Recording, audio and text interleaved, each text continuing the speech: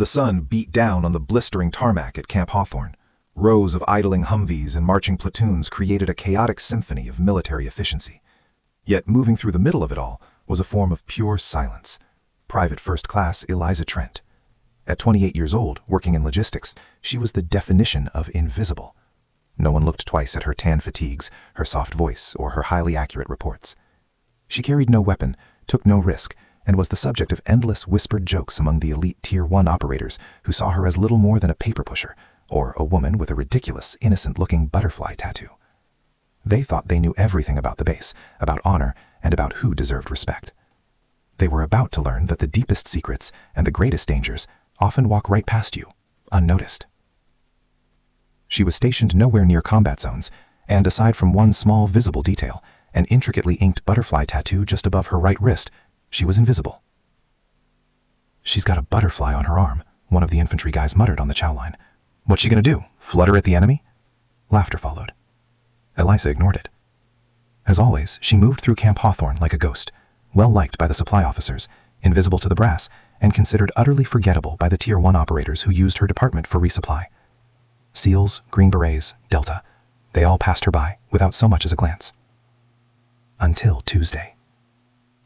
It was supposed to be just another requisition pickup. A blacked-out convoy pulled into base. 6 figures stepped out, all in gear, bearded and scarred and silent. Tier 1 types, the kind of men who spoke with their eyes and made the walls feel smaller when they entered a room. Eliza was standing at the rear supply desk when they approached. The lead SEAL looked her up and down. "You the clerk?" he asked. "I'm the logistics officer of record," she replied without blinking. He smirked. "Didn't ask for your resume." "Butterfly," one of the younger operators chuckled. "Man, I've seen more muscle on a Starbucks barista." Still, she handed them the signed-off crate with the SEAL tag intact. Her posture remained firm. Her expression stayed calm. But then something changed. The last man stepped in. He was older than the others, white hair at the temples, eyes like scorched iron. The stripes on his shoulder were subdued, but his authority wasn't. He froze when he saw her. No, not her. Her tattoo. The room went silent. He straightened, blinked once, then slowly raised his hand in a formal salute. The other SEAL stared. "Sir," one of them asked. But the commander didn't break his gaze, didn't drop his salute. Eliza hesitated just for a moment, then returned it. "Permission to speak freely, ma'am?" he asked, voice low. She nodded. He leaned in and whispered 4 words no one expected to hear. "You were at Velasquez." Every muscle in the room tightened. The men who had been mocking her now stood still, understanding. The butterfly tattoo on her wrist, it wasn't just a design, it was a symbol, coded, issued only to members of a top-secret joint operation known only by codename Velasquez, a mission that went off books 5 years ago and left 23 operatives unaccounted for. Everyone had presumed them dead. Eliza Trent was one of them.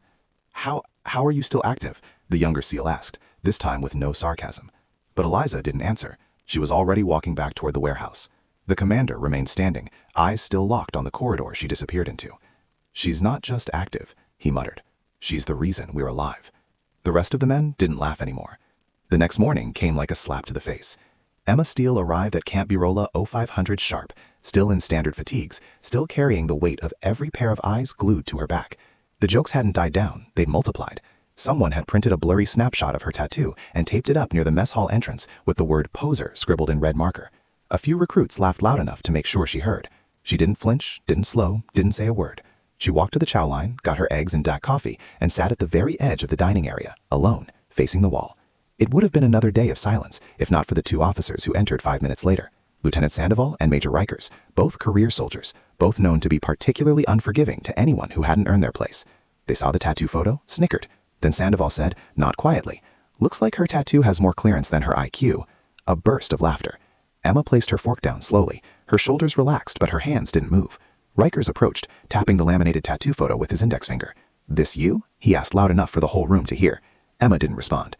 He stepped closer. "You think putting that emblem on your skin makes you a ghost? Makes you one of them? You're wearing history you didn't earn." Still no response. Sandoval leaned in. "Let me guess. Your boyfriend was a SEAL. You stole it from his jacket while he slept." Emma looked up at him, eyes clear, steady, calm. "No," she said flatly. "But my CO wore it on his chest the day we breached a compound in Noristan. I was third in." Rikers froze. "What did you say?" Emma stood up slowly, her back straight, her tray untouched. "You've had your laugh. Now let me speak with someone who knows what that emblem means. Then, for the first time since her arrival, she marched straight down the middle of the mess hall. Every soldier's fork paused midair. Emma didn't break stride until she reached the door marked Operations. She knocked once. A voice inside, rough, direct, called out, "Enter." Colonel Dean Marcus, a man with salt and pepper hair and a silver seal trident above his heart, looked up from his desk as she stepped in. "Private Steel, sir," she said, "requesting permission to clarify my record." He gestured for her to speak. She reached into her pocket, pulled out a folded piece of paper, and laid it on the desk. It was worn, creased, and stamped with multiple security seals. Marcus opened it and froze. Operation Harrogate. Below it, Operative Code Ember 2. Role, Tier 1 Designated Marksman. Commanding Officer, CDR Declan Hoy, SEAL Team 6. Marcus blinked. This can't be right. Emma leaned in. "I was attached off books under SOCOM's Deep Vector program. I was the last operative out of Kandahar East when the compound was breached. The ink." She pulled back her sleeve to expose the full tattoo. A black star encircled with coordinates. "That's the Ember Code. Only 2 of us had it. The others are buried in Arlington." Marcus didn't respond immediately. Instead, he stood up, walked around the desk, and saluted. Everyone in the adjacent hallway stopped moving. Through the open door, a few saw it happen. Colonel Marcus, decorated, hard as nails, saluting a private. Emma returned the salute, crisp and exact. Then she turned and exited the office. But the moment the mess hall saw her again, things changed. Rikers and Sandoval were both silent, standing at attention near the coffee urn like kids caught cheating. One soldier mumbled, "She's Ember 2. Another whispered, "That up was a myth. I thought it was Ghost Protocol." Emma walked past all of them, past the wall where her photo had been taped. Someone had already torn it down. She didn't say a word, but the silence she left behind was louder than all their laughter. It wasn't just whispers anymore. It was full-on speculation. By noon, the entire base was buzzing like a kicked hornet's nest. Nobody had ever seen Colonel Marcus salute a private, let alone stand while doing it.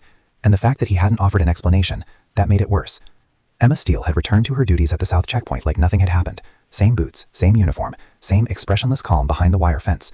But to everyone else, she had suddenly become the base's unsolved mystery. And unsolved things don't stay quiet in the military. Major Riker showed up at the commander's office an hour later. "She's bluffing, sir," he said flatly. "Some tattoo and a dusty paper don't make her Tier 1. That Operation Harrogate, it's not even in our listereds." Colonel Marcus didn't look up from the file in front of him. "That's because you don't have the clearance." "I'm a major, and I'm a SEAL with 23 years of direct action experience." "Sit down." Rikers hesitated, then obeyed. Marcus tapped the page in front of him. "This isn't a bluff. That emblem on her arm, it's an Ember sigil, black class. Her service record isn't stored in your system. It's stored 6 floors below the Pentagon, and a vault guarded by 2 Marines and 3 classified encryption protocols." Rikers paled slightly. "That tattoo, I've only seen it once before." "So have I," Marcus said. "On Declan Hoy, the commander who sacrificed himself to save 5 of our men in Nuristan. The day he died, Ember 2 dragged 2 of them out under enemy fire. Guess who that was?" Rikers didn't answer. Colonel Marcus folded the file shut. "You mocked a ghost, Major, and she saluted you." Meanwhile, outside the command chain, Steele became the target of another kind of attention. Curious eyes, hesitant conversations. The same recruits who had laughed now gave her a wide berth. Some tried to offer apologies badly. Others simply avoided eye contact. But Emma wasn't interested in being understood. She wasn't there to make friends. She wasn't there to fit in. She was there to serve quietly, exactly as she had been trained. But that quiet didn't last. Not when General Kavanaugh arrived on base the next morning in a Blackhawk. The general didn't even wait for the full welcome committee. He disembarked, made a beeline for Colonel Marcus's office, and within 5 minutes, Emma was summoned. She entered the room, posture perfect, face unreadable. The general studied her for a long moment. "You're Steele?" "Yes, sir." He held up a copy of the Ember clearance paper. "Do you know what this paper means?" "I do." "Then you also know what kind of trouble it brings when it surfaces." She nodded. "I didn't reveal anything. They mocked the tattoo. I didn't explain it until I was cornered." "That wasn't mine to control," Marcus interjected. "She followed protocol, General. We didn't." The room went silent. Kavanaugh finally set the paper down. "Declan Hoy trusted you," he said softly. "He signed your Ember clearance himself. You saved 2 of my men that night, Steele. That makes this personal." She nodded again, saying nothing. The general turned to Marcus. "She stays. Full access reinstated. And let the base know no one mocks her again." Then he turned back to Emma. "You may not wear a trident, but you were deeper in the black than any of them. Don't ever forget that." "I haven't," she said. "Good." He exited the room without another word. By that afternoon, a silent transformation had rippled across the base. The Ember tattoo was no longer a joke. It was a legend walking. But Emma, she still returned to her post at the southern gate, alone, alert, calm. Same boots, same uniform, same quiet stare toward the horizon. But now, when soldiers passed by, they saluted first. And she, the one they had once laughed at, Sometimes didn't even respond, because she was never there for recognition. She was there for the moment no one else expected, the moment when the sirens blared and the enemy came through the sky. It was 0420 hours when the first boom shattered the morning stillness. Then came the second, then a third. The entire base jolted awake as the comms crackled to life with fragmented commands. Possible breach on the northern side. No visual. Repeat, no visual. Birds in the air. I say again, we have inbound unknowns. Sir, the radar is not picking them up. How the hell? And then the blackout hit. Every light on the eastern grid died in a blink. Security cameras went dark. Perimeter sensors froze mid-scan. And the one place that still had power, Checkpoint Echo, the southernmost gate, where Emma Steel stood, rifle in hand. She didn't flinch, didn't move a muscle. Instead, she slowly removed her earpiece, now filled with static, and scanned the horizon. Her breath didn't quicken, her fingers didn't twitch, but her eyes, they narrowed. Far in the distance, something moved. Low, silent, wrong. 4 black figures leapt from a low hovering chopper and hit the ground running, barely leaving a footprint. No call signs, no flags, no lights. Emma flicked the safety off her M4 and tapped the silent alarm on her belt, the one only she still had, wired directly to the hardened circuit that bypassed base power. Nothing. The line was dead. That was it then. No backup, no cameras, no command. Only her and them. The first intruder reached the outer fence and cut through it like paper. Emma fired once, sent her mass. He dropped instantly. 3 left. They hesitated just for a moment, just long enough for her to reposition behind the concrete barricade. The second one threw a flashbang. She closed her eyes, turned, and counted 3, then popped up. 2 more shots. One target spun sideways. The other went down, crawling, hidden in the dirt. The last man bolted for cover. Emma jumped the barricade, moving low and fast. Her movements weren't standard issue infantry. They were surgical, fluid, silent. By the time the final intruder reached the second checkpoint tower, she was already behind him. A single command stopped him in his tracks. On your knees. He turned slowly, raising his weapon. Too late. The shot was muffled, tight, exact. He collapsed. Minutes later, backup finally arrived. APCs rolled in, soldiers shouting, confused, disoriented. Colonel Marcus was among the first on foot, sidearm drawn. When they reached Checkpoint Echo, they stopped cold. 5 bodies on the ground, and 1 woman standing over them. Blood on her sleeve, but not hers. Emma looked up as Marcus approached. Report, he barked. They bypassed radar. EMP drone over northern sector. Landed here undetected. All neutralized. Alone? She nodded. No time to wait. Marcus looked around at the carnage. You didn't wait. You ended it. Another voice spoke from behind. General Kavanaugh, face pale. That tattoo, he muttered. It wasn't a warning.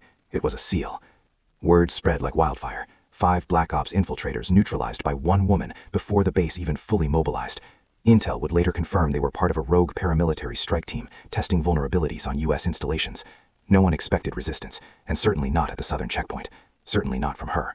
In the days that followed, Emma Steel was offered medals, a promotion, a reactivation of her Ember clearance with honors. She refused most of it, but she accepted one thing: to remain right where she was, at the edge of the base, watching, guarding the place everyone forgot, until she reminded them why it mattered. And the tattoo, they don't laugh at it anymore. They salute it, because now when recruits see it as she walks by, they don't whisper poser, they whisper, that's Steel. And if you ask what the emblem means, they'll tell you it doesn't mark who she was, it marks who's still standing when everyone else is gone.